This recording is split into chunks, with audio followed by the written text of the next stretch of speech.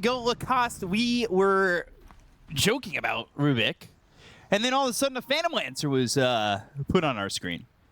I was a little surprised. Yeah, I heard Panel talk about Phantom Lancer a couple of times. I thought this guy's, you know, didn't really read a couple of last patch notes, but seems like they did, and they did guess this one correctly. I did play like one game against Phantom Lancer, and it did feel very strong in the lane, something that before you didn't really have. So will be surprising how strong of a, like, on paper, it looks like a very, very good Phantom Lancer game. Maybe you can create the illusions with Shadow Demon Disruption. Abaddon will be buying Radiance. Maybe also there's a chance that Ame will be buying Mjolnir on Templar Assassin instead of going for Deso. This is something that Mickey did a couple of times when he was playing against high armor heroes like Morphling and TB. See, I'm interested to see if this Phantom Lancer works. I've read so much bad things about Phantom Lancer just not being a hero. I have a hard time believing in it. But if there's a team that can make it work, it's definitely Gaimin Gladiators. I have faith in Watson. Grandmaster Phantom Lancer definitely helps restore some faith. And then we've got this Slardar mid as well as the TA. They're really working with quite a bit of minus armor with this lineup from Xtreme, potentially working towards a early Roche timer. You have the Shadow Shaman in your lineup too, so that's definitely objective-oriented for the side of Xtreme. I'm curious as to your thoughts to the lane too of Phantom Lancer. Yeah, he also did go for Lancelot facet, which makes him like I think this is gonna be the ability that he's gonna be maxing in the lane. Lance is an uncommon name nowadays, but in medieval times people were called Lancelot. Don't look, you just look here and you're chuckling as you're saying that. I really like that. That was clever. Take a look over mid. 7-0 already for XM as he's fighting against this puck. We've seen XM have some really good performances, especially because you know, there's been a lot of games from Xtreme, including the TI qualifiers, where Ame seemed to get punished pretty heavily in lane, and then it was very reliant on XM and XXS to save the game for Ame and the rest of the team. Yeah, it did happen multiple times. Ame, in this one, he is playing against Rubik, which is not the strongest laner. Dawnbreaker is causing some of the issues because you have this damage over time, Celestial Hammer. You are also paired up with Shadow Shaman. They have ways of dealing with Shadow Shaman casting his abilities without getting interrupted. Watson using that doppelganger just to get away, and you can see Quinn taking some excessive damage as he's got that bottle dropped off to him. He's going for Ame, but the Shackles connect. The Starbreaker doesn't finish, but a Blood Grenade thrown by Tofu as well as from Pelosin, as they'll chase the Shadow Shaman, but not enough damage. Ether Shock as well, and Rubik. I know your thoughts on this hero. He's level 2. How much does he add to the game? Look at him, 33% win rate. Not too bad. I don't think we've seen a win for Rubik. No, I don't think so. In theory, again, it looks like a good Rubik game. The spells that he can steal, like you're going to be stealing a Photic Shield, you're going to be stealing spells from Shadow Shaman, a Shadow Demon as well if you can get Disruption. Slitherine Crush is also very good, maybe Traps. So there's a lot of these small spells that you can steal. I think the biggest one that you want to get is a Photic Shield and Shackles most of the time. See if they get to a quicker 6. We've been seeing a lot of aggression for that 7-minute Wisdom Shrine, especially from teams like BetBoom and Spirit. They really like playing aggressive on that 7-minute mark. You do have Shadow Shaman and TA. They could definitely step up. Good Hex Shackle combination could lead to a kill, as well as getting that Shrine if they're playing the position right. XM kind of low, but put some damage on with the Bash and the Slitherine Crush on the Quinn, as he'll start to sip on that bottle, but now empty. And he's also going to bring himself over a salve, so just trying to heal up and sustain in this lane because Quinn is kind of putting some hurt out of the Slardar. Yeah, this is why they picked it. I've seen this matchup a couple of times. It wasn't as bad for Puck. I guess it also depends how much you're getting in the first wave. XM is a very strong laner. Quinn had a great tournament so far, but also this matchup throughout the Dota history has been Slardar favored. Something that he lacks is also a bit of a farming tool now that your bash doesn't really deal extra damage to the creeps. Starbreaker, but Tofu on the run. Ame. Look at him go. He's gonna go under the tower. He will. He needs one more shot, but the telekinesis now able to survive. So Ame takes a lot of damage for that attempt to try and get that kill. Doesn't even get that first blood, but he really, really would love to pick this up and might be able to do so if Tofu steps up too far. One of my questions to you, Lacoste, is we've been seeing a lot of Puck's mid take the curveball facet, but Quinn's gone to the jostling rift. What would be the difference here in taking that over the curveball? It might be related to the matchup that he's playing into, where he can push or pull some of the heroes. But push is going to be probably better in this one because you're playing against Slardar, and then you can push him away from yourself. Maledish, 3 stacks of Shadow Poison. Yeah, Fourth one is going to be the kill. Might end up trading here to Watson, and that should be the case. He'll doppelganger and get away from XXS. I guess XXS did not want to save him there. He had Magic Wand ready, did not want to use it. His Aphotic Shield was off cooldown because he is playing with the Quickening facet. Bottom lane, Polosan will drop. Hey, he stood his ground knowing that he was probably going to be dead there using that shackle, but they lose vision of Tofu. A blood grenade from Maledic, and now they're going to go back on Ame. Celestial Hammer, Xingqiu makes the rotation mirroring over Jakiro's movement down towards bottom. The Starbreaker lands. Ame doesn't have Refraction for 6 seconds, but he will end up getting under the tower. He did lose those Gloves of Haste as Ace killed the Courier after killing Polosan. 4 stacks hit onto Ace, but nothing more coming out from the Shadow Demon here for Xtreme. It was a nice try from Jakiro to TP bottom and try to grab a kill after he died. This also relieves some of the pressure from the top lane. Watson definitely would love to get some of the extra XP, and so will XXS with this rotation from Shadow Demon. Both of them are going to be getting it. Coming over towards mid, and the look over, trying to get Quinn. Dream Coil placed down, but they get the kill on the Quinn, and Xingqiu will be traded. Maledic might be next.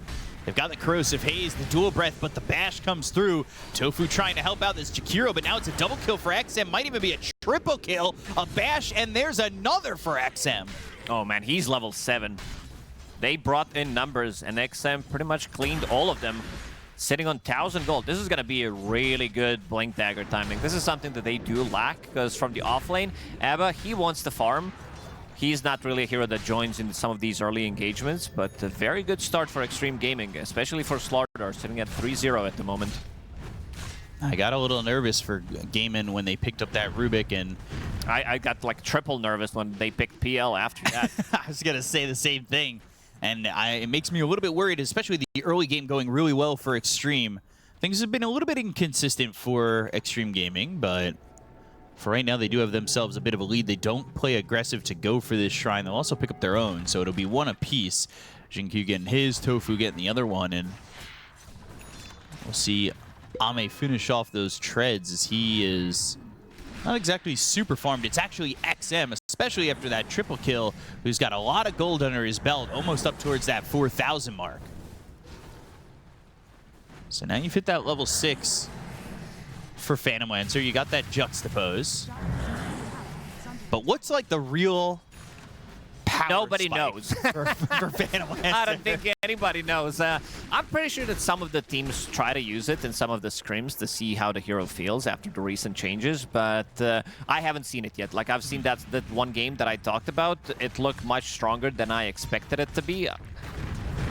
XXS. Still to go in deep with Polosan over here. They've also got both supports, a Doppelganger, and they'll leave. Watson gets out of there, leaves Maledic to die, and this could just be the tier 1 tower top 2. Wouldn't really surprise me. You've got the Illusion, you've got XXS. They'll take this tower. Gaimin Gladiators really don't have a response. They can't really do much about it. They bring in the numbers. There's a lot of saves on their side. These heroes are not easily killed, and I'm looking at the damage from Gaimin Gladiators. Rubik doesn't really provide you with much damage. Shakiro, especially when you're playing from behind, doesn't feel too strong. PL, he's going Yasha. I want to see what the itemization is going to be. I assume it's still going to be the same with Aghanim Scepter. Panel did talk about the Aghanim Scepter, whether that's a viable purchase or not. We'll see if he decides to go for it. And I like what I see from Ame. The build that I did mention, instead of going for Deso, he wants to go for the Mjolnir, deal with that PL and the illusions. It's very good against high armor heroes, and if you need to deal with the illusions, it can still work. So it can be really good, especially with the build-up from Abaddon from the offlane where you're going for the Radiance. So they will definitely have the answers. Great Fade Bolt there from the Rubik. Not really stopping Ame much at all. But almost has that level 6. It's not really the slow 6 we've seen from a lot of these Rubiks. We've seen Rubik struggle to get into that ult, but you said there's a lot of options. The question is, can a Rubik still use them? We've seen so many games where it sounds like this is going to be the game where Rubik wins, looks good, and people will start picking it again, being a showstopper. But then it just never, it fails to launch every time. Yeah, it looked miserable. It looked actually unplayable every single time we watch Rubik. He did win some of the games. He did win 33% of the games so far at Wallachia, but maybe I bring bad luck to this hero. I think you might. Me and all the boys from the Hate Club. The Rubik Hate Club? Yeah, that I organized. I'm the CEO. Telling the local chapters to also hate their fellow Rubiks. Look, the best hero in the game to stack, besides Shadow Demon. 5 camps stacked in 10 minutes. Oh man, XM, he's gonna hit a very critical timing. Blink Dagger's getting delivered 10 minutes in. It's not just Blink, it's Blink, Bottle, Magic Wand, Treads, and Raindrop as well. Yeah, 5,000 net worth at this point. XXS not too far behind. Watson's getting a decent amount of gold, and so is Quinn. But we'll see how they react now that they have this Blink Dagger, I assume. He's got an Invis Rune, but I assume they're going to try and smoke and find a pick-off somewhere. On top of which, if Pelosin can get into the 6 soon, then they'll use those Serpent Wards to take another objective. Oh, Watson changed his mind in the end. He did go for Diffusal Blade as his first item. That's the power of PL, when you can buy Blade of Alacrity and then decide what you want to get afterwards. A lot of farming in the triangle for both of these teams. Corrosive Haze bottom, and the Blink Slithering Crush. He stole Refraction. Cool. It keeps him alive, but for a little bit longer than what would have been the normal Zeph timer onto a Rubik. So Ame gets another kill, and Rubik's dead again. Already 1-3-1. That's that Blink debut for XM. And XXS, the fact that it's been so quiet for him and he's just able to sit here and farm, now just go into the Radiance, make it easy. Nobody's really coming his direction. Not only have they gotten that kill, though, over bottom, they're going to smoke. They've got Mass Serpent Wards available, and they can push the Tier 1 tower bottom and potentially even get a kill here on the Ace if he doesn't back away from the tower. They're pinging the mid instead now, seeing that Ace did leave. This is how you play against Dawnbreaker. You initiate onto her instead of going for others, because you know that that Dawn ulti is going to come out Quinn. Let's see how they approach this one. Smoke ran out. Shin-Q, nice deny. Denies the haste rune, now in the water, but stole the disruption, so that'll stop XM from coming over. The Dream Coil used on a Jin-Q, but now Quinn's got to get out. XM Blink, Slither, and Crush has the Corrosive Haze, trying to control up this puck. Pelosin's waiting for him to come over to his side with that Illusory Orb, and he jaunts right into a Hex. Not a trade that Gaming wants to get in this one. They were still not using Solar Guardian, and now with Shadow Shaman Wards, they can push the mid-tier 1 tower. Tofu, he stole Mist Coil. I like this from XXS. He's level 9, very close to level 10, doesn't put a point in borrow time, knowing that he most likely is not going to die. And also has Mist Coil, so Rubik can't steal the shield. He didn't get it twice in a row. Nice Mist Coil. No, it's Mist Aphotic Shield, not Mist Coil. That's the biggest spell you can steal. Removing Corrosive Haze, dealing with Shadow Shaman as well. can't dispel Shadow Poison, but there's a lot of good things that you can dispel in this game. He hasn't really gotten great spells yet on Tofu. I think the best one that he had for a moment was that Disruption. But for now, sticking with Miscoil, and I don't know if that's really going to help all too much. He's looking for AVULUS. I like the item. But will he be able to do much with it if he just gets jumped on and killed immediately by Sardar, right? Like Blink, Slither, and Crush with the Corrosive Haze, you just die very fast. Ooh, they will kill this Shadow Shaman in time. Watson by himself able to kill Pelosin before he's able to TP out. Getting involved. Watson 2-0. 2-0-0 as his Phantom Lancer. I just gotta double check what he has as his talents. I have not seen this hero in action for quite some time. So Phantom Rush Agility, Spirit Lance Slow Duration. Well, nothing too crazy, I would say. Not until you get to level 20, 25. Right.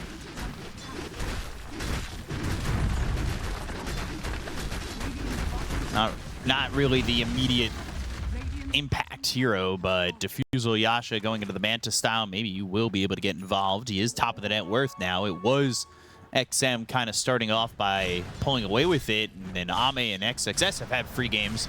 But overall, Watson, he is at the top.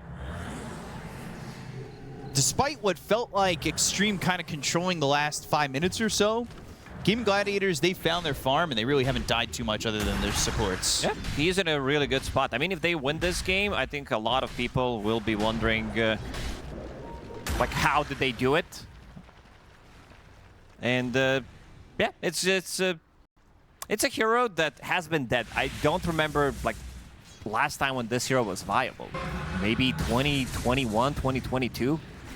You picked Watson and you win the game with it? That's a surprise. Radiant's finished for XXS. Still not fighting all too much. Tofu kind of waiting for his moment. Took Refraction again. But like I said, with Corrosive Haze, with the Meld Strike, and the Shadow Shaman, you can just kind of duck into Roche. And they're going to try and get this Aegis. Meanwhile, nobody's really coming over just yet. And I don't know if they're going to come over fast enough. They are sitting mid, but their attention is on a Pelosin, and they'll have an Aegis for the side of Xtreme. And they're going to give it to Ame. They have very good objective taking. It's not as good as when you have Templar Assassin with Deso, but he needed to adjust his item build, go for the Mjolnir instead since you're playing into PL. Poor man's shield for Watson, so it's like we'd never left 2020. Still have a poor man's shield. And Miscoil again. The big spells stolen here by Rubik. Yeah, Quinn can do the same thing. He can also miss his coil. That's a problem. He'll hit the coil though. Jump away, but he is slowed up. Disruption connects, and XM will be there for another Slither and Crush, but that doesn't connect. Solar Guardian from Ace to save up this Queen Puck as they'll chase the other way and look for XM. Tofu trying to get his hands onto this Slardar, but just cannot get close enough for any telekinesis or control. They don't actually kill off Quinn, and this was an attack from Xtreme that just didn't work out. Tofu with stolen Slitherine Crush. We'll see. Getting into the middle of a fight, like you can use that maybe slightly later. Let's see. He's trying to set something up here. Could use telekinesis into Slitherine Crush. Oh. Missed the crush. Dropping down another puddle on the ground, though. Ace trying to clean up some creeps so they can't take this tower so easily, but Ace and Ame just continuing to push and do a lot of damage. Another creep wave coming in, and the push is easy. The kill on the tower is quick. Objective-oriented for Xtreme. They get the first tier 2 pre-18 minutes, and they also find Ace. They need to get the damage here to kill him off, and he'll Celestial Hammer up into the high ground. Also, very interesting item build from Ace. This is not... I'll hold that thought. Maladich fighting against XM. Jinq is ready with the disruption. Yeah, Dream Coil doesn't have to worry yet. Crush, let's go. There's the Crush, the Fade Bolt, and still cannot kill him, but the telekinesis throws him into the macro pyre, and that's still not enough to save anybody. Maladich ends up dead. Watson looking for an entry point into the fight. Will go after Pelosi to take the Shadow Shaman away from this one. Doppelganger deep, but now disruption onto an illusion. Slither and Crush is going to be off the mark. Watson goes into the trees. He's trying to avoid anything that is coming from the side of Xtreme Gaming. Gets to the back lines, look for these supports with the refusal. He'll move forward, take away the mana from the Shadow Demon. They'll even use that Solar Guardian, but the damage coming into Watson isn't enough. Not really. But the Slither and Crush hits, and XM finds the real one and then kills him. Ace came in with this Solar Guardian and now is going to be pulled over as they hit another Slither and Crush with the minus armor. The kills are quick, and Xtreme come out ahead. Overextending there. Watson jumping underneath the tower. Also, this is something that Shadow Demon can't do. He can create illusions out of PL of his own, but then you don't have defensive disruption, which was something that got him killed in the previous fight. But you can see the power of this lineup from Xtreme Gaming. When you have Slardar with his innate ability with the Seaborn Sentinel, so he has extra bonus armor, extra bonus damage, extra regen, and then you also have Abaddon playing behind you with Radiance, using a Photic Shield multiple times on him. That's a lot of regen. Perfect timing from XXS to get in there. You have that lockdown telekinesis with the Slither and Crush, and it's just not enough, but I like the idea from Watson to go for Shadow Shaman, who's really one of the bigger annoyers in this fight. But then going for these supports, any save opportunity, any lockdown that they offer is going to be taken away pretty quickly as Watson then chases and focuses his attention onto the Shadow Demon. But the entire time, XM's here and kind of shadowing Watson, waiting for this Solar Guardian to drop down and looking for his opportunity to blink in. And then he's all the way out, finds it, and he'll kill him off right as he feels like he's done enough. Oh, nice try. Malady will be able to TP out. But this lineup from Xtreme Gaming is very good at taking objectives. Not so much without Deso, but I do like this Milner, as we already said at the start of the game. Most likely... Ooh, Quinn. Could have been close. Rest of the team was relatively close by. XXS does have a Blink Dagger available. But also to finish off my point with Dawnbreaker, who did go for Vlad's, it is good amount of armor. You're playing against Tia, you're playing against Slardar, even Abaddon, Shadow Shaman Wards. It's a lot of physical damage reduction for the whole team in terms of armor, but also it's a great item for PL because PL's innate ability, so items, abilities, and auras that grant bonus damage, it gives him grant base damage. And then you have Vlad's, which does increase your base damage. Does it seem like it's adding a lot at the moment, though? Well, right now, he is sitting at 150, so 18% of that.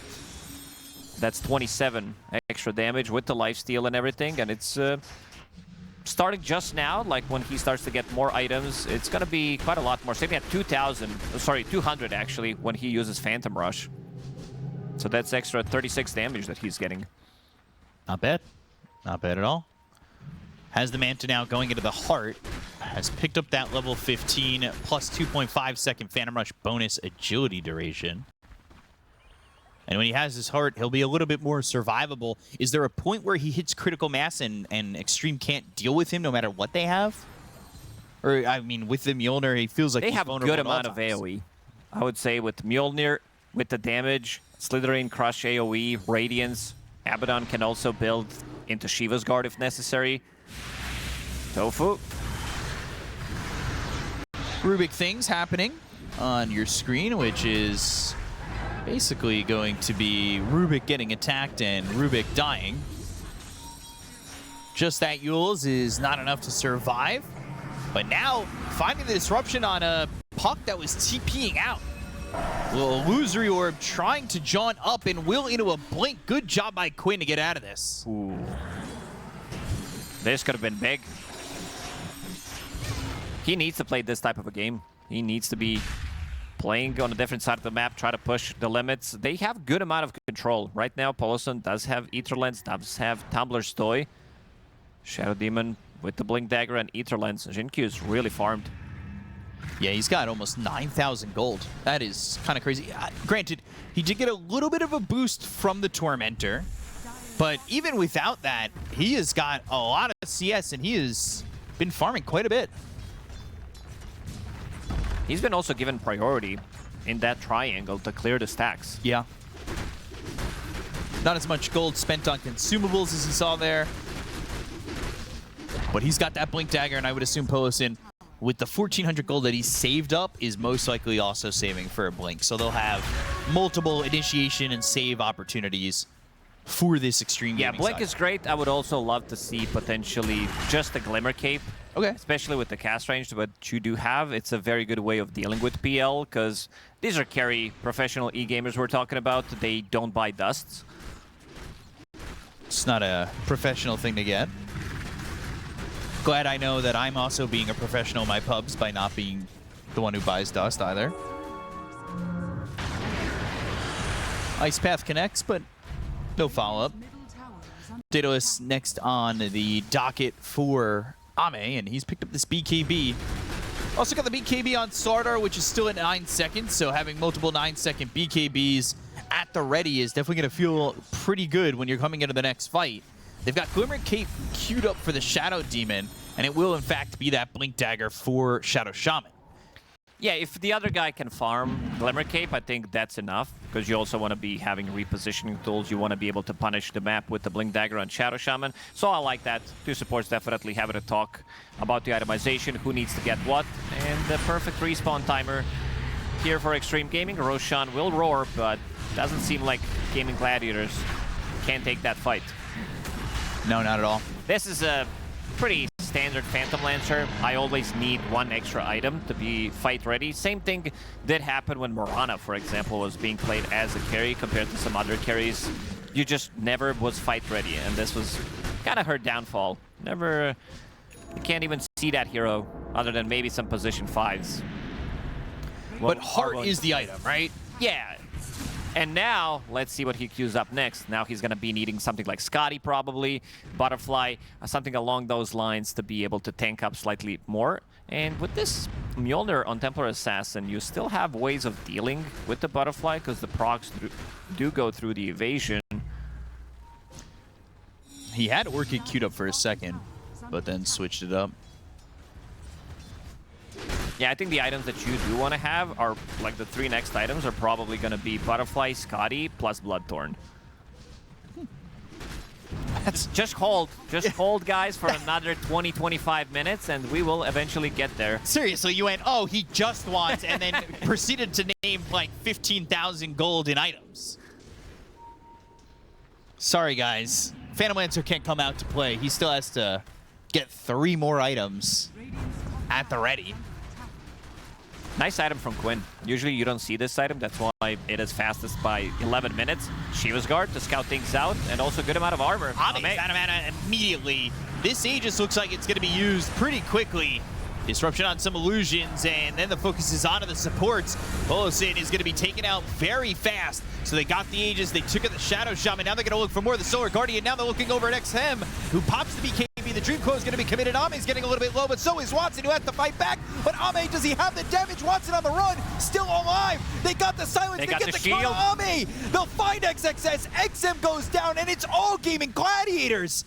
This is a Phantom Lancer that is showing that you should believe in him, because he takes over quick, and then you have no answer. Finally, Finally getting that Photic shield that's the best ability that you can steal in this one, and they did a pretty good job protecting each other. This Heart and Phantom Lancer gives him 60 HP per region. He has a bit of a damage block, extra region as well from Brawny, so quite a good fight there for Gaimin.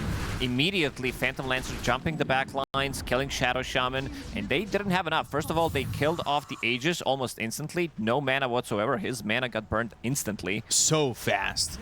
And you can see that the 2 supports, they can't really enter the fight. Very nice macro fire from Maladich to block them off, and then immediately Watson forcing Shadow Shaman to use his wards and getting a kill on Polosin immediately after. You can see that there's still going to be a stun there from Dawnbreaker, who comes into the fight. There's a lot of heals coming out as well. Vlad's, you have a Photic shield as well.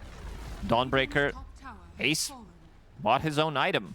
He just bought AC. Plus Vlad's, it's all about tanking his Phantom Lancer, giving him the damage and giving him survivability. This game completely flipped. In a fight that goes in is like that, where XXS is going to be right into the middle of the fray, and so are the rest of these heroes. Would you like to see maybe an Ags for Abaddon after this Manta style? I think they might need to have more control, like more damage.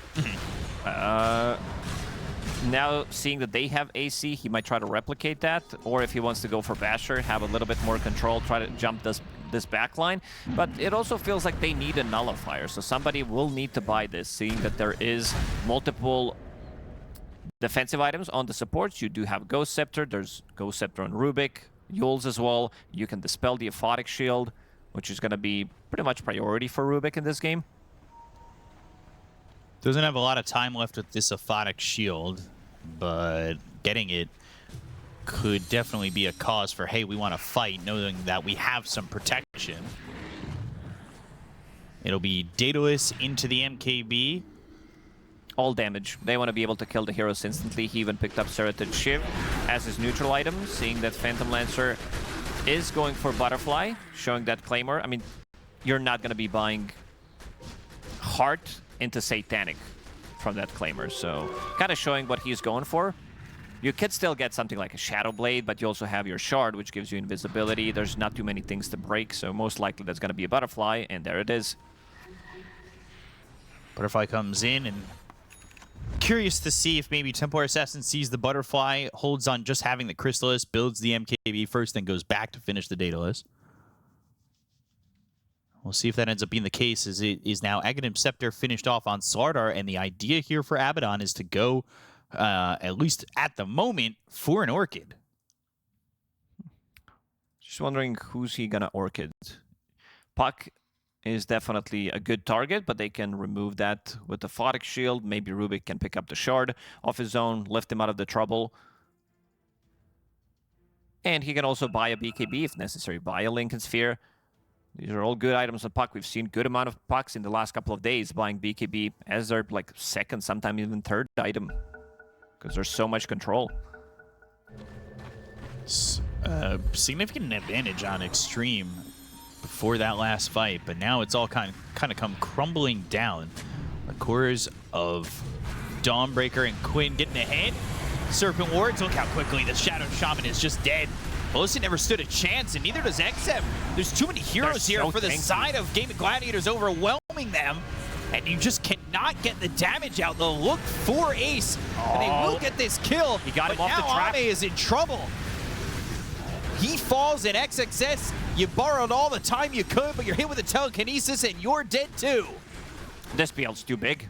They really don't have the answer. Immediately, they jump in. They have to pop their BKBs. It was a nice play from Ame, killing off Ace off of that trap, but that's pretty much all they got. Ace tanking all of the damage with his AC, with his Vlads. I don't know if they have enough. It seems like they need... Look at that pure damage coming out from him. Almost 1,200 pure damage. Ame just can't survive in these fights. Phantom Lancer is just such an overwhelming presence. And is level 22. Took that plus 6% juxtaposed damage. Looking to pick up a shard to upgrade that juxtapose. I mean, he is well ahead now, and I mean, even behind the TA in net worth, he was too much for Ame to handle.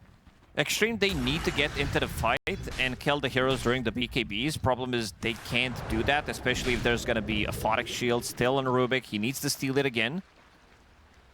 But they have good amount of defensive tools. XM, usually you see this guy being tanky. Slardar with Aghanim Scepter becomes extremely tanky, but doesn't feel like it. And also, they got their mana burn so quickly against all of these illusions. Maladich is going to be the one getting it. I think in this situation, you would probably prefer to have it on Rubik, so you can, because they want to focus on the target, jump it with Shadow Shaman, jump it with Slardar and TA, and try to kill it off instantly.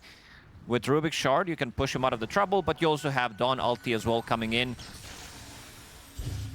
They also just picked up the gem on Puck, so that they can kill the traps, they can find the backlines.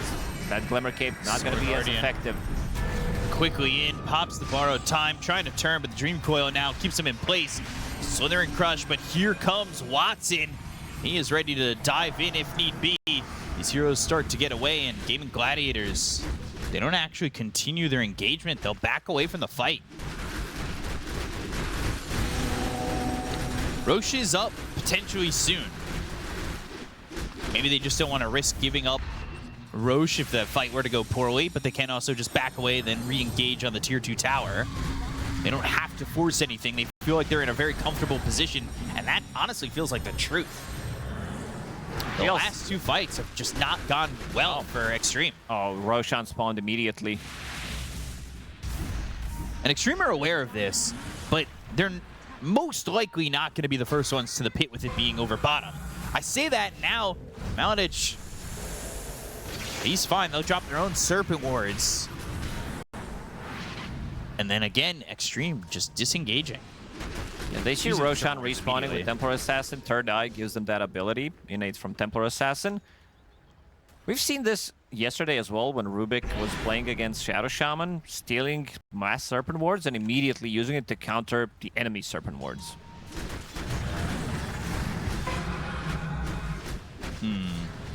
Missed coil again. Not what the Rubik wants. They're in on Roche. Has been doing a pretty good job. Only giving it to him once, I believe. Knowing that is the best spell to steal.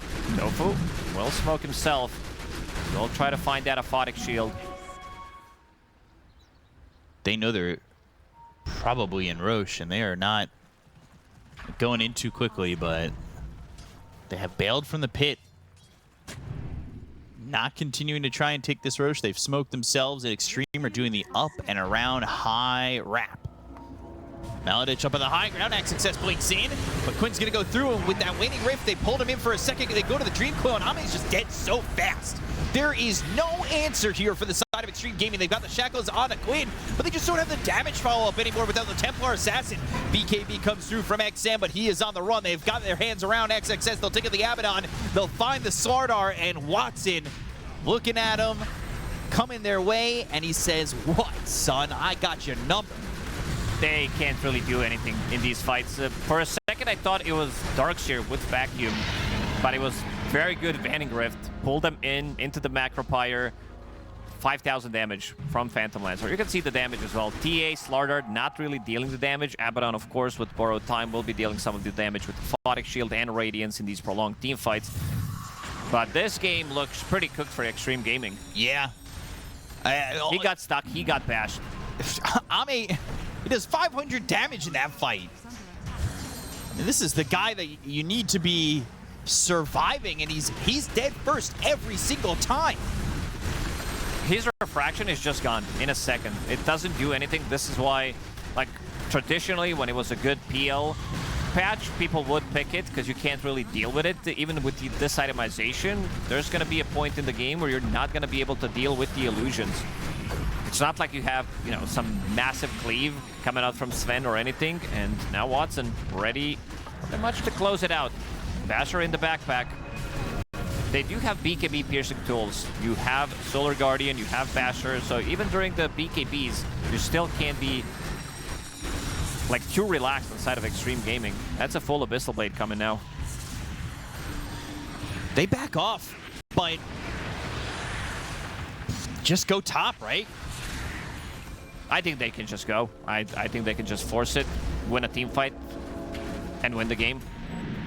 There's not enough damage. Like, sure, XM, he is tanky, but he doesn't like to play into illusion-based heroes. He doesn't like to play into insane amount of armor that they do provide. Dawnbreaker with Vlads. It's not the most, like, it has been decreased to only 2, but also Assault Curious gives 5 extra, so that's extra 7 armor as well. And now Rubik, he can be the one who can also jump in the middle of a fight with the Blink Dagger, with the Slytherin Crush. Finally, we're going to be seeing Rubik winning the game. At least the two of us. He did win some before. Quinn, Shiva's Guard in, trying to scout things out. I wouldn't speak too soon. We've also not seen Rubik bin, but we've also seen the Mega Creep Curse be a thing. It's a difficult one. Yeah, this one looks very out of hand. If they do, in fact, get Mega Creeps, I feel like this one is looking surely in the bag.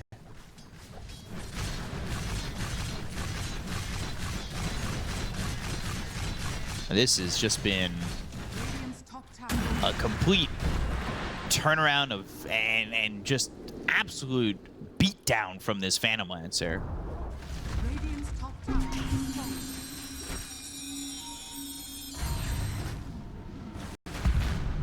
This is the last set that will be focused. Ace doesn't need to be there. He's got Solar Guardian ready to go when need be. Blink, Slither, and Crush from XM as well as Tofu. But steals the Miscoil again, so not giving up that Aphotic Shield. Now steals Miscoil again. Now steals Miscoil again. Uses it. Ooh. Let's see, XXS. Every single time. Looking for an opening. Not going to give it away. On the back line, this might be the play. They've got the Hex to go to the Serpent Wards. They get the kill on a Maladage, but they use the Solar Guardian, dropping in immediately.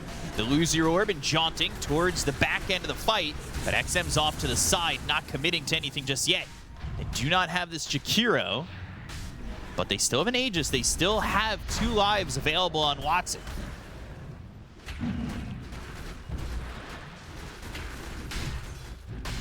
They're not committing just yet. They want this Jakiro to be back in. He can come over to the outpost. He's only 40 seconds away, but it will be towards the end of that Aegis.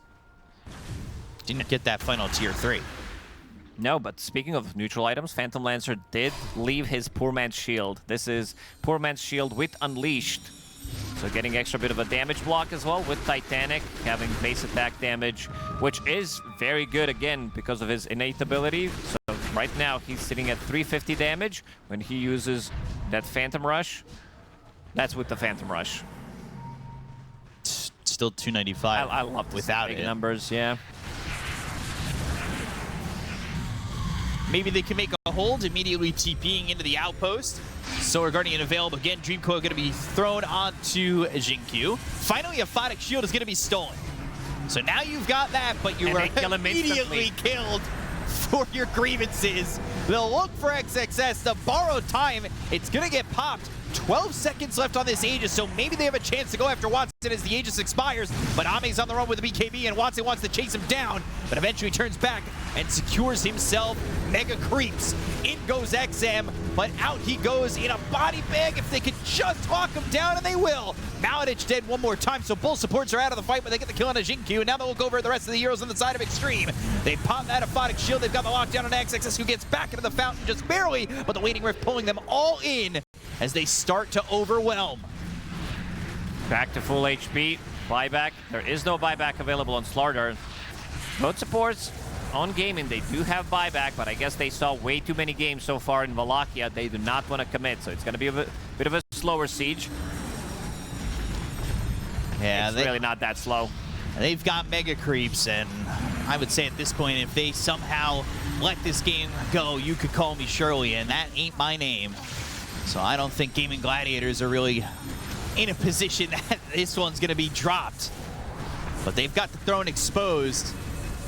They've got the silence. They'll throw down the Dream Coil. That's going to be out of 2. Pelosin is just immediately dead. Borrowed time is popped one more time. They'll buy back on the Shadow Shaman, and they continue to just poke from afar. There's no reason to commit any further than they need to. Serpent Wards were committed, but again, Xtreme looking for a way in, and they just have no door to go through. The door is locked.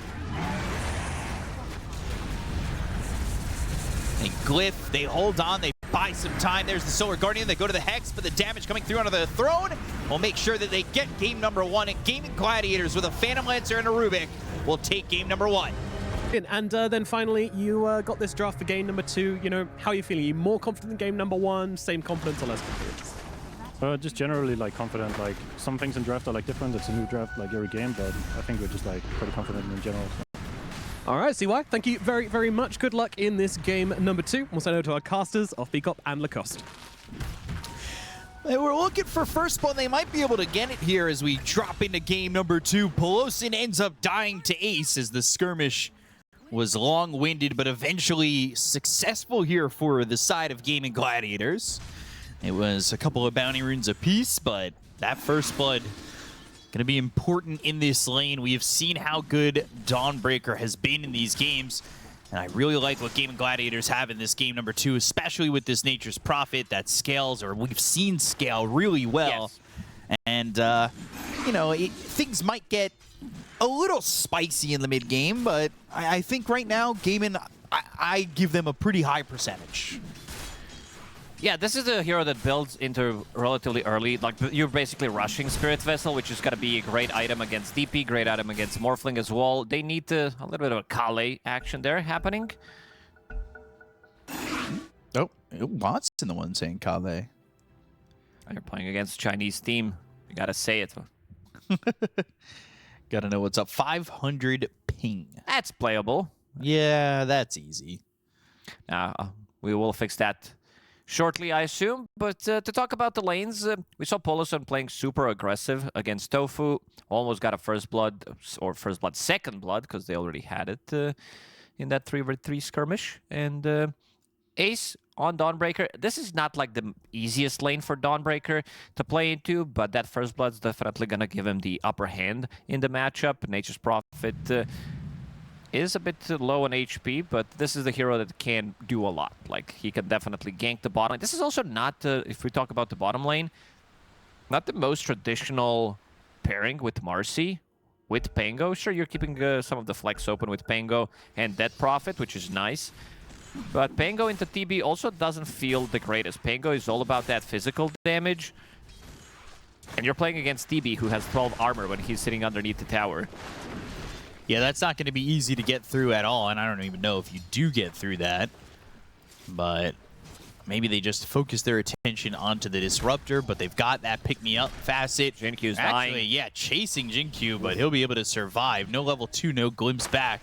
Just that early level metamorphosis and putting some hurt on. Starbreaker doing some damage on Ame. He has to shift.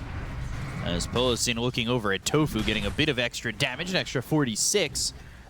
And hoping to output it onto these heroes of Gaimin Gladiators, but for now, it's really not hitting hard, at least initially. But they do end up getting that kill onto the Marcy. The turnaround looking for Watson. And you can see him not getting the damage. Like, you're playing against Double Shield, Crash Bango with Swashbuckle. A lot of that damage is reduced by insanely high armor on Terrorblade. And overall, it is a good TB game. CY also talked about the matchup, some of the timings as well, which we're going to be seeing how the game's going to develop. But if you can stay ahead as TB, this is still a very good matchup. Scotty as an item has been buffed.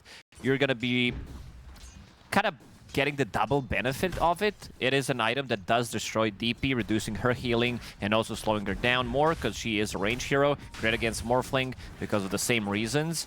So I think he's going to be opting to go for that, but we'll see how good of a timing Ame is going to have on Butterfly. Tofu. Oof, choosing to go in waveform forward, looking for Tofu. And Ame gets a kill with Polosin helping out. We'll put some damage on to Ace, but I don't know if you heard me clapping on stream. I did kill a mosquito right now, but it was also an easy clap move from Ame. You got a lot going on over there. You yeah, got, you got the time mosquito of the clap. You got to kill these bugs that are going after you. You're also dealing with the post-spicy food going on with you. And Tofu coming back in, making Polosin's life like a mosquito, easy to just swat down. Yesterday, we had a pause during the BetBoom series when they paused because of the mosquito. Yeah. You don't get that luxury. You just have to be... I have to keep talking. Yeah, you have to keep talking and keep trying to kill them. And they get that kill and they end up getting one back. Easy kill, easy maneuver, and overall it's just looking all right to start for Gaimin Gladiators. But XM 23-5 mid. Happy with what he's getting out of the map. I thought maybe we'd see a little bit of a drop-off on seeing Death Prophet, but still seemingly pretty popular. Yeah, she's been highly contested. This hero, I believe, has been played only 7 times, but looked pretty damn good every single game. Her Aghanim Scepter got nerfed, so you don't have slow anymore, but there are items that you can still buy on the hero and feel good. This hero is extremely tanky. But speaking of tankiness, there is also Sunder on TB. There is Kunkka with the boat, so you can delay some of that damage if you can get it on TB. If he doesn't get bursted, that also means that his Sunder is going to be very easy to use. In terms of the damage burst on Xtreme Gaming, TP's damage is a bit on the slower side. Pango needs to get to Rolling Thunder. Marcy has a bit of an explosive damage, and most of the damage most likely is going to be coming from ET, his Aura, and Morphling in mid and late game if it comes down to that.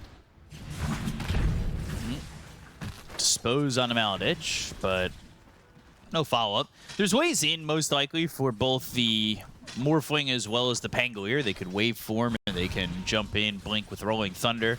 Yeah. Who's your pick-me-up target to drop in the middle? They don't have that one. Like, usually you have some big, beefy offlaner. Most likely it is Axe that wants to go in. So this lane is not the strongest. XXS is doing a pretty good job in terms of CSing, and I like this build-up. Instead of going for the Fusel Blade this game, he wants to have extra bit of a stats, going for Urn of Shadows into Spirit Vessel. This is the item build that you can buy ever since we changed the item build, because Pango is Universal Hero, and ever since we changed recipe for Spirit Vessel instead of the booster, which was kind of a bad one, now you build it with Diadem, which is something that Pango would like to buy. 6 all attributes feels pretty nice. Also a good-looking item. Pull us in. Trying to come over and maybe attack Tofu a touch. Haven't seen Tofu really teleport to anything at the moment, but he'll just stack real quick. Also 6 minutes, and that's going to be a regen rune that will... They will glyph immediately. You can kind of expect them to play with Death Prophet. It is very easy to assume what they're going to do. Death Prophet hits level 6. She has 4 Spirit Collectors, so those goats are going to be stronger. But Gaimin Gladiators, they know. They are reading this pretty well. And Maladich doesn't have much mana to work with, does have Mango in the bottom lane if he also needs to come to the mid lane, but Death Prophet with Regen can be a bit tricky. 2 Spirit Siphon charges, plus the Regen rune, plus the Raindrop. This hero is just not going to die that easily.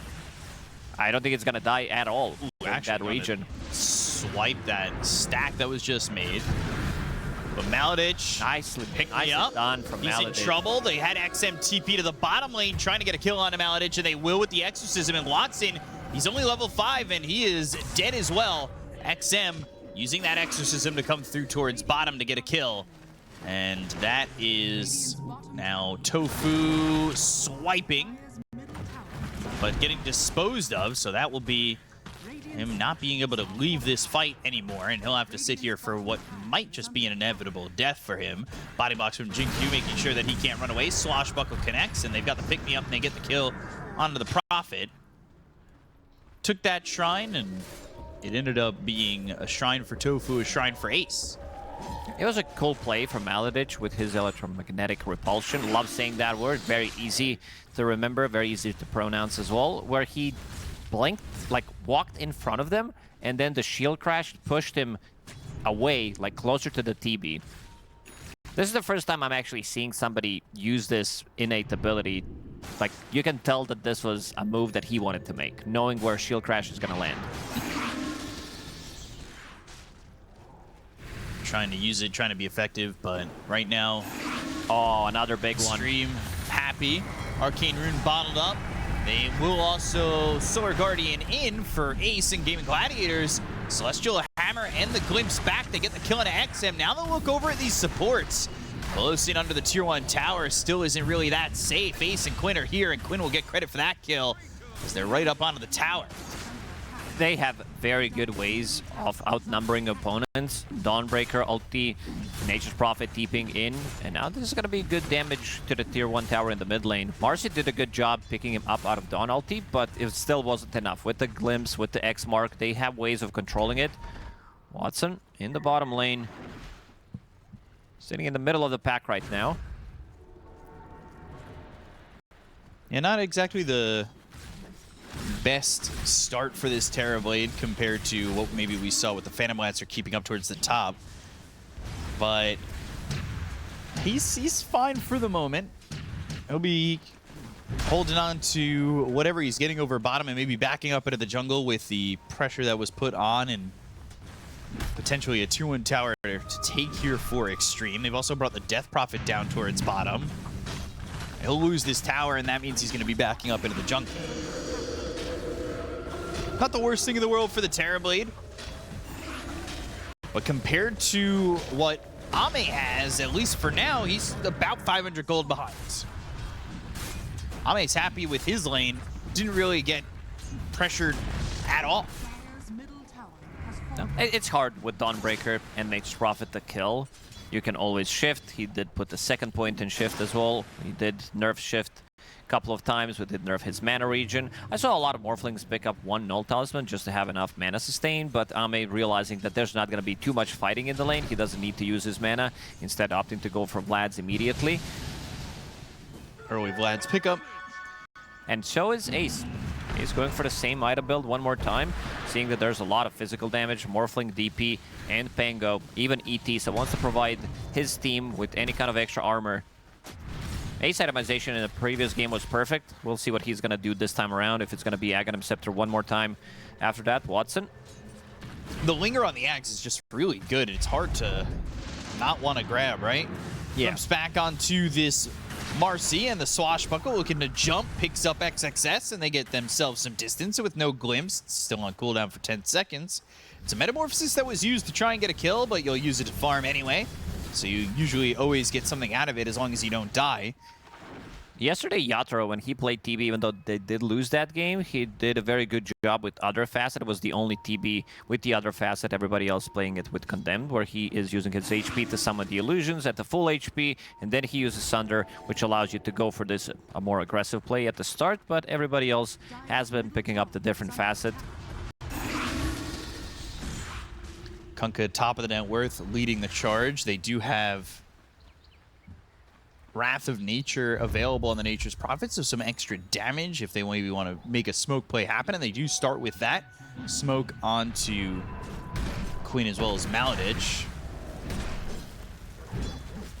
It's all about anti-heal. I think they will have a pretty clear timing, like pretty good timing overall on Gaimin with the trifecta against the heal, health restoration, Morphling getting caught. Static Storm, Starbreaker, do they have the damage to sweep on a 3? But the Static Storm, not going to be enough. They'll glimpse Ame back. The Rolling Thunder connects onto Ace.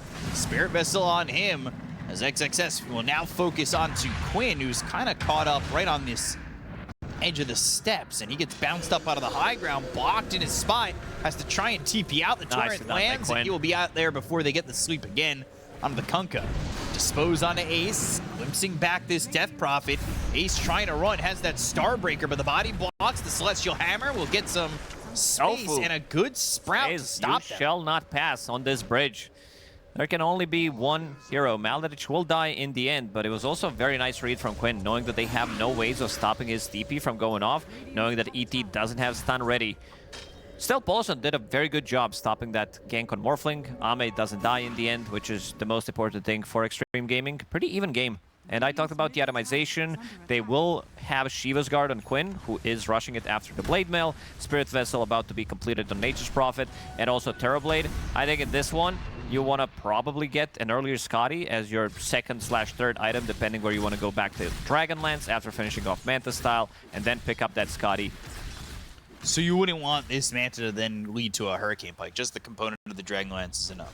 Yeah, most likely. It depends on the game. Like with the Hurricane Pike, you have a little bit more extra protection against yourself, but if the boat also gets on top of you, if you get clipped by it, that also means you have that extra numbness to the burst damage, which might be enough. Plus, you also have Dawnbreaker, so we'll see how he's going to itemize, whether he needs or feels that he is going to be dying.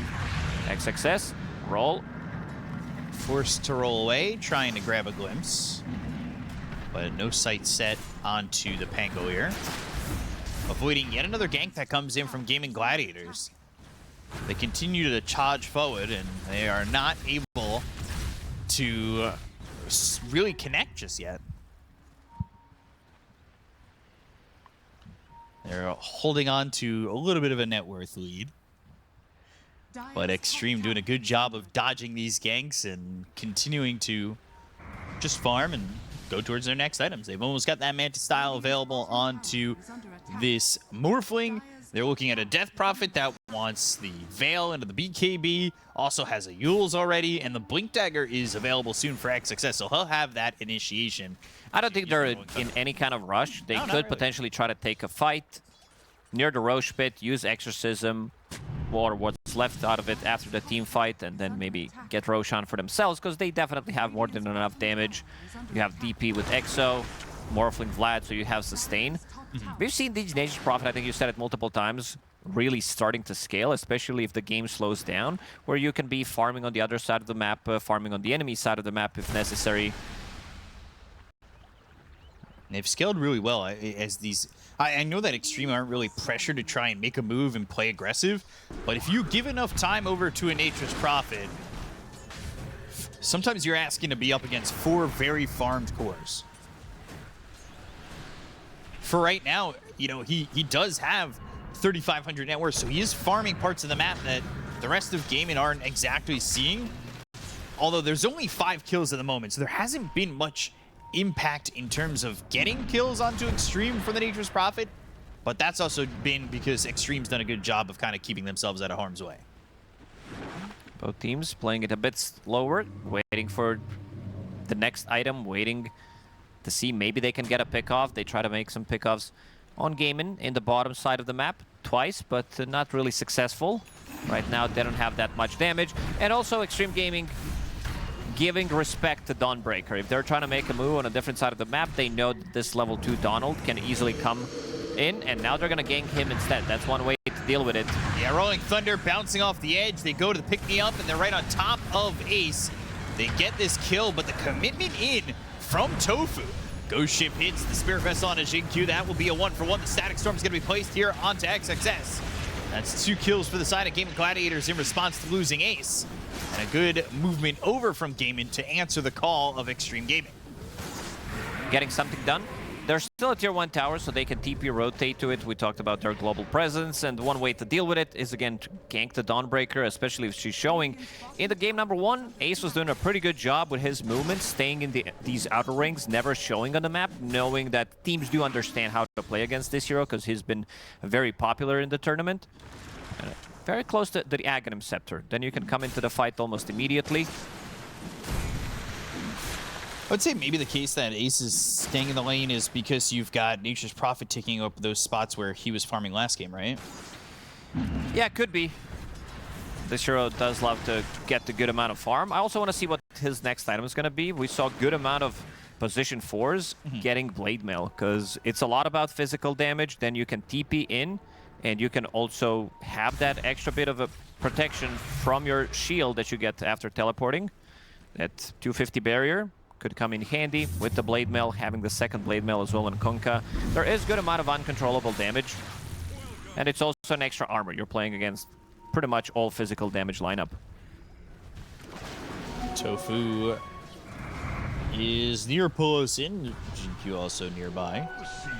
He's got 1,400 gold saved up. I'm curious to see what he wants to get. We've seen a lot of Aghanim Scepters being built on the you need an item in between. Like, you need this choice. You need something, and I think Blade Mail is the correct choice. Makes you super tanky, then you can start thinking about maybe getting the Aghanim Scepter, maybe pick up the shard of your own. Right. But for now, they are farming. And I do think it benefits Gaimin Gladiators slightly more if they can get to the next round of items. Like, DP is not the hero that farms the fastest. She want to be using her ulti, getting the kills, getting the objectives after. So if you're not using Exo, you're pretty much just pushing the waves out. Also, Marcy is kind of the same hero. You need to be fighting to get the gold. You can't really farm. They've got the X. Torrent Static Storm. They control the kinetic field. That is an easy kill for Gaimin. Spell stacking well and making sure that XXS is unable to get away. But Jin-Q searching, not really finding Ace. They know where he's at right now as he gets the creeps inside the lane. Marcy's gonna have some help in a moment from Morphling as well as the Elder Titan. Underneath the tower again. It's gonna be tough. Not the easiest hero to kill. A lot of armor sitting at 22 underneath the tower. Their damage burst is definitely not there. Ame also opting to go for BKB, so that's going to delay his butterfly timing, something that CY, the coach of Gaimin, did talk about. Whether he gets the timing on early butterfly, but it feels like he needs extra bit of a protection. Against Disruptor ulti, against Glimpse, against X, could be very good. And this is a very deep observer that they just placed.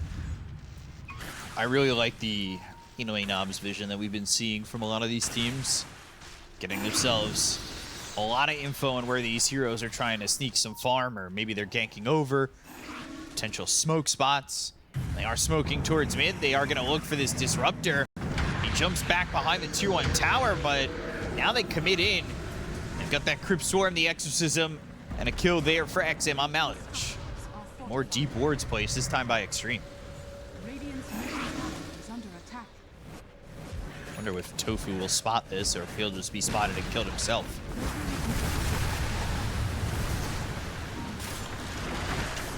Cheeky Wrath of Nature.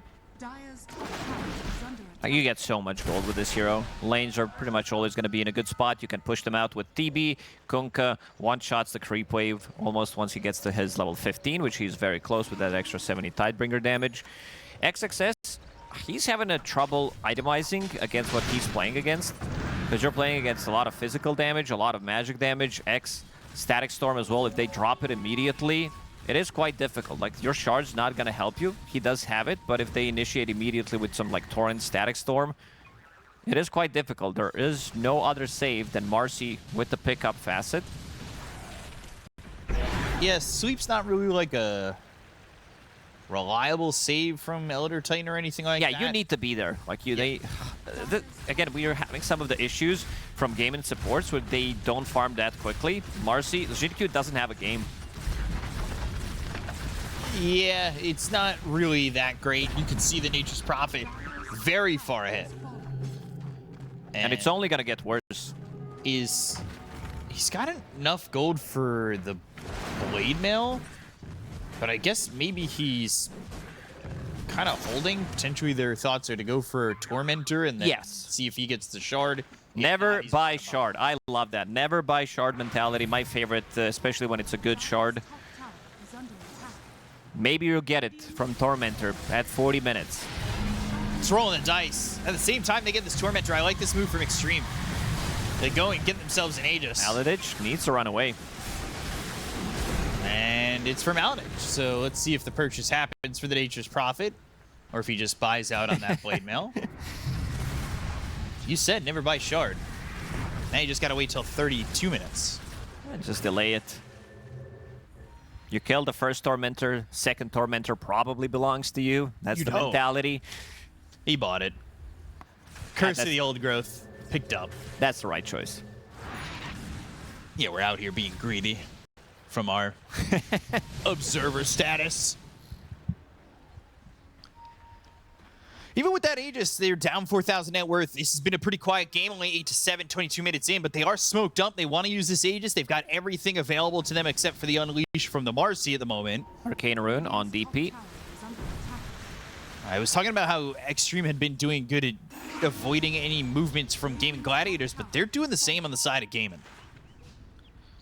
2 BKBs for Xtreme, so they can feel very confident, at least in these fights early on, with 9-second BKBs.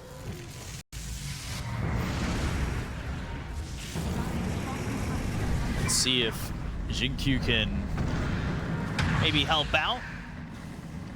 XXS, who goes in for Maladich, and this Rolling Thunder ends up being a bit of a waste. Top tower is under attack. X marks the spot, but the waveform, Ame, avoiding any disturbances coming in from Gaimin Gladiators, and the side of Xtreme have kind of backed off. Ooh, interesting. So Quen did decide to go for a more spellcaster-oriented build instead of taking the damage on 15, 25% torrent damage and knock-up duration. So I assume he's going to be building into some like Octarine Core, Shard, maybe try to pick up Hex as well. Thinking that they can't scale with the damage. Xingqiu is just straight up dead. Nowhere for him to go, nothing to rebound off of. Something to point out that Kunkka has been heavily nerfed in the previous patch on his Shard. Your tidal wave distance has been decreased by 500 and cast range has been decreased by 350. So I want to see, because I haven't tested it out yet, I feel like it's gonna be pretty massive in terms of how close you need to be to the fight. BKB avoiding the glimpse, but now he's got to find a way to wave form into the low ground. BKB's gonna run out in a moment. They're holding the X, but he'll be able to escape that. And maybe they pulled it back, and he was still in that BKB. They go to the tidal wave. That'll pull in this Death Prophet, but they're jumping in for more. The Earth Splitter comes in from below Sin, but here is Ace with the Solar Guardian. They can kill the Jinkyu. They look over at XM, who's inside the Static Storm, but he's got his own BKB. Rolling Thunder bounces Watson up onto the high ground, but he'll force Staff back into the low ground, back into the fight. They're looking over at Death Prophet, who had the Spirit Vessel on them. They'll hit the sleep, and now they'll try to run, but glimpse back onto Pelosin. Ace right into the face of the Elder Titan. While Tofu in. from the high ground gets the Sprout and locks up XM to get a kill there, and they'll also take the life of Pelosin. So a fight for Gaimin Gladiators that goes their way. They don't get the kill on Ame, but they take what's around him. And that's a lot of survivability. Them not losing a single hero. Both coming in very handy. Dawnbreaker with Vlad's, with Aghanim Scepter, healing them up. NP's then doing quite a lot of damage in the previous fight as well. This is also pre-Blade Mail. We talked about him scaling. Look at the difference now between him and Jinkyu. XXS. Rolling up, swashbuckling, and now the attempt to TP out, but there is the glimpse. They don't need it, as he is dead anyway. So Maladich getting the kill in XXS, and that ends up being 4 kills for the side of Gaimin Gladiators. This is definitely very favorable for Gaimin. They don't get Ame, but Ame doesn't really have a chance to do much of anything. He's thinking about putting the damage on. Gotta respect Admiral's Ramon Konka. This is not the target you want to initiate on. Seeing that your damage is not really explosive. You can't really kill him straight away. DP needs to connect onto the target, use the Spirit Siphon charge. ET needs to be plus Morphling to be able to kill him. And then Dawnbreaker ulti comes through. Suddenly he's back almost to almost full HP. And then you need to take the fight. He's ready to run back. XXS gets baited slightly later, seeing that Kunkka is a bit on the low HP, and he dies. He pays with his life. 10 seconds remaining on that Aegis. That'll run out, and they did not really get much positives from this Aegis that they got. They are top of the net worth on the Morphling, but the difference in between, when you look at these other cores for the side of Xtreme, their games are just really held back by the game state and what they've been able to accomplish overall. XXS only 10.5 thousand on the net worth.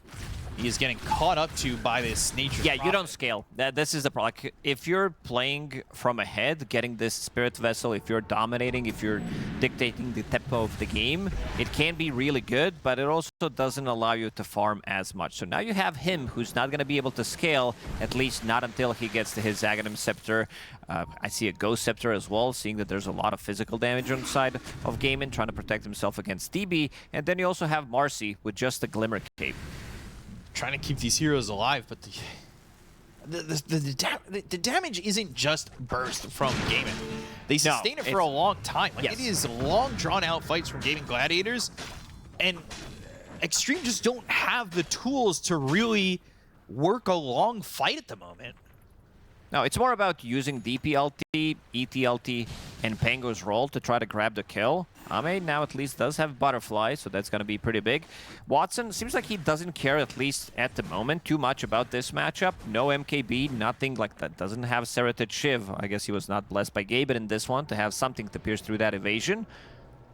But it's going to be more about the damage that he's going to be dealing to other heroes, and then they can deal with Morphling, because they have Spirit Vessel, they have Shiva's Guard on Kunkka. That health restoration is not going to be the greatest.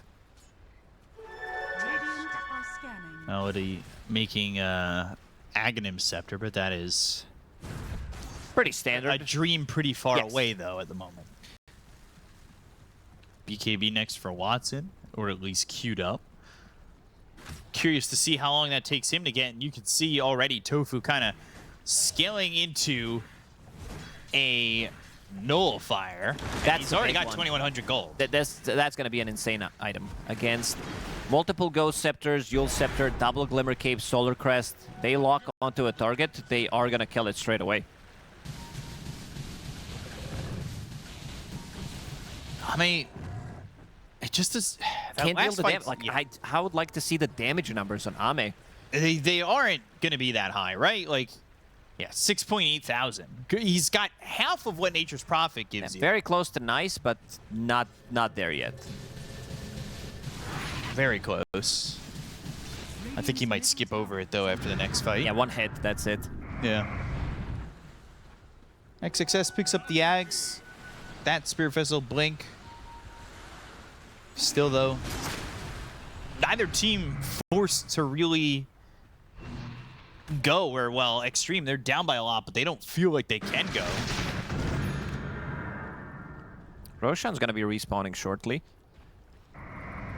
Needs another 45 seconds or something. Is that what the clock says? Yep. That's 45 seconds? That looks like 20. Oh, it was 45 seconds when I said it. Does it still look like 45? No. No, it doesn't. I wonder why. That looks like 10, right, guys? You can wave the mouse up and down to say yes. That's fine.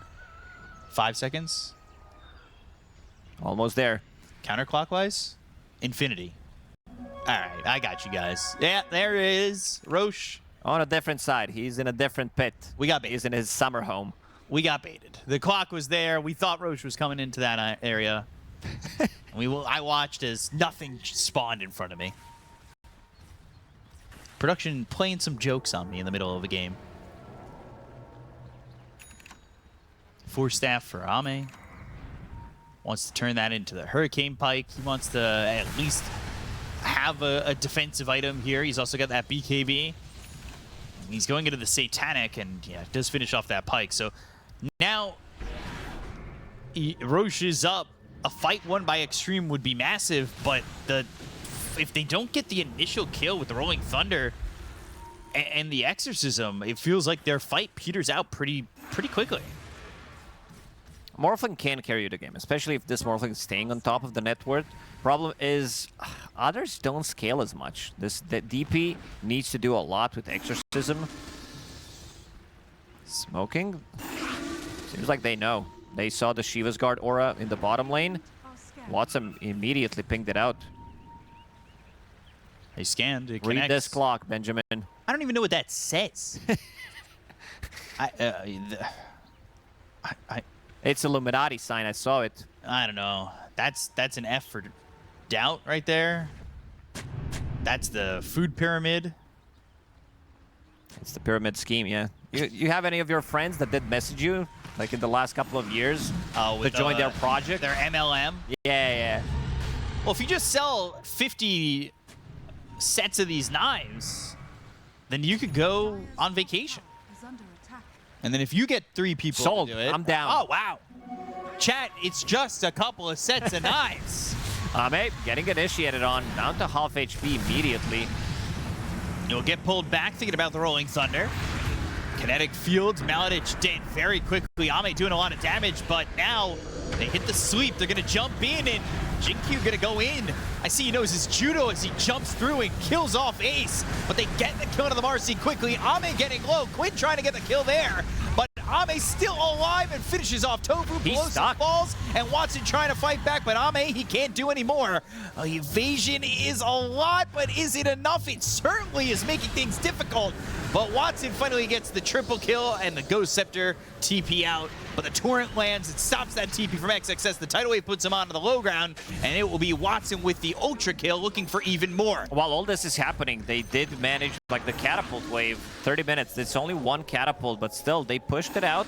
With Nature's Prophet ulti, Lane is going to be pushing in, and now they have Roshan secured. Not the cleanest fight from Gaimin, using Dawn ulti to try to save position 5, who dies off immediately, so they don't really get the value out of it.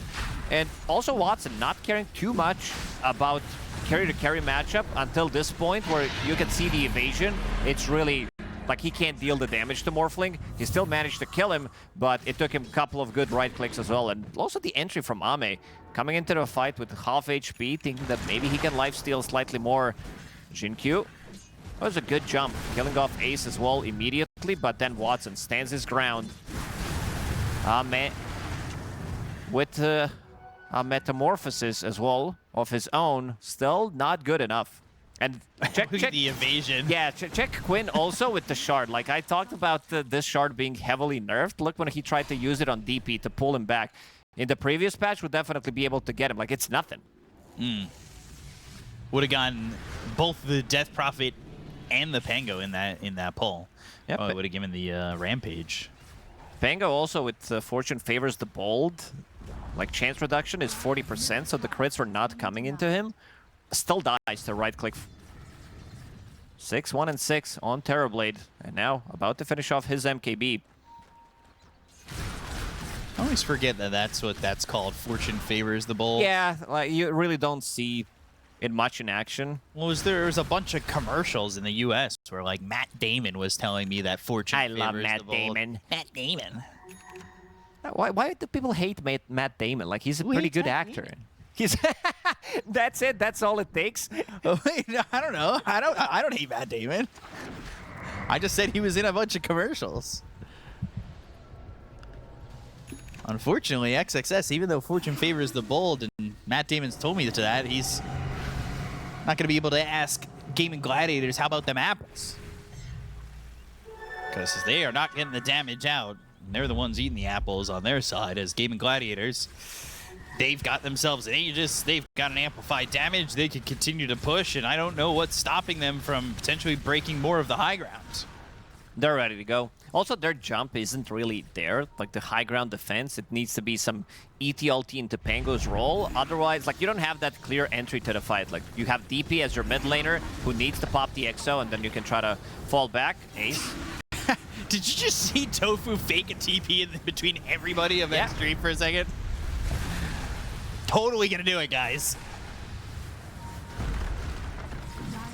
Like, sure. Alright.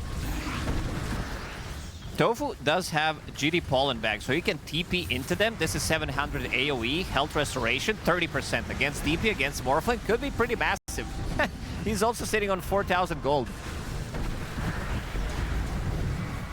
Ame trying to hold the high ground with the rest of his team. Rolling Thunder started. Blink right on top of the Terrorblade, but the BKB goes off. They've used that Exorcism. XM immediately turning around. Both of them using Ghost Scepters. And then they just don't have much. They can try to reset. They don't have to rush anything. EXO, half of the duration, already gone. This game is very difficult for Xtreme. There isn't that clear jump. There isn't like much scaling between the two supports as well. And Tofu has a position for Nature's Prophet. Took over. Pangolier, XXS, really not having a game. No, not really. We talked about how his farm had slowed down a lot. And he is now below him. And Tofu is gaining ground on XM as well. He's able to farm a lot of the map. I mean, now with the Dawnbreaker, the global presence here from the side of Gaimin Gladiators, they don't have to be ready with all 5 in a group to start the fights.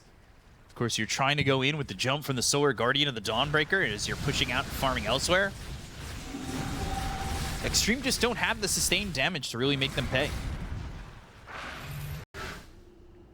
They also don't have that explosive damage. Their team fight, even though on paper it sounds good with ETLT, Pango's role, DP, they haven't managed to execute it. There's a good amount of sustain. Pango needs to be careful using his role close to TB, because he can just kill you from 100 to 0. 38 minutes in. Kirk Cloak for Tofu. Plus Blade Mail. Everybody's got their shard. So just a big chunk of gold for everybody. 455 each. Damn. Free 2.5k on the net worth for just the Tormentor.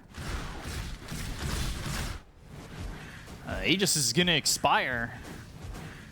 Thought they might finish the game with this Aegis, with the way that the game was looking. I thought so too. I thought they were going to wait out on EXO to run out and then go for the high ground.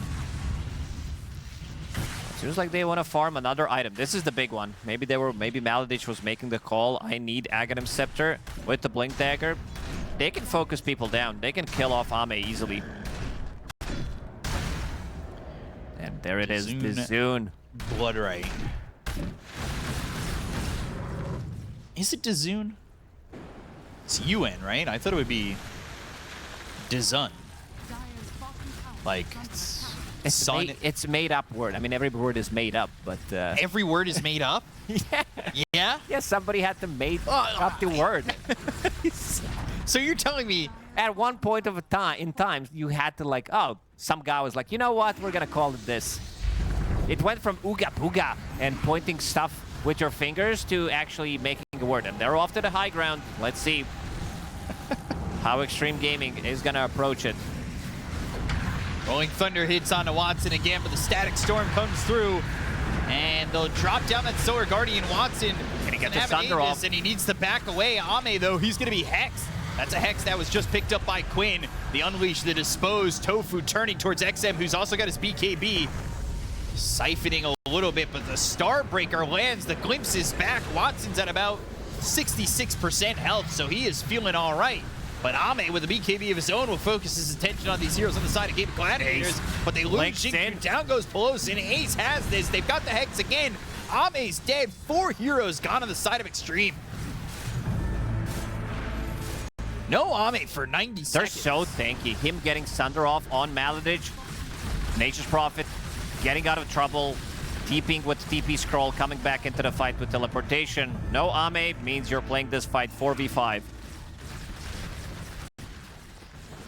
Do they commit completely here for Gaimin Gladiators? Dispose on Tofu, Period Cloak, as well as that Blade Mail, Spirit Siphon. He nullified Marcy and now has that Hurricane Pike. I mean, this is just the results of a very farm Nature's Prophet, who is so tanky that even these two heroes going for just the Prophet can't get anything done. They'll start their attention onto the tier 4 towers, but you still don't have Ame for 50 seconds. And you don't have Exo. You don't have damage. Maladich.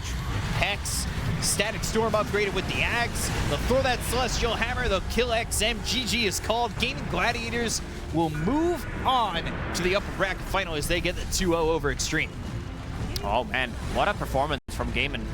Game number 1, bringing out Phantom Lancer as 24 pick. And this one also having a bit of a global presence, taking it slowly.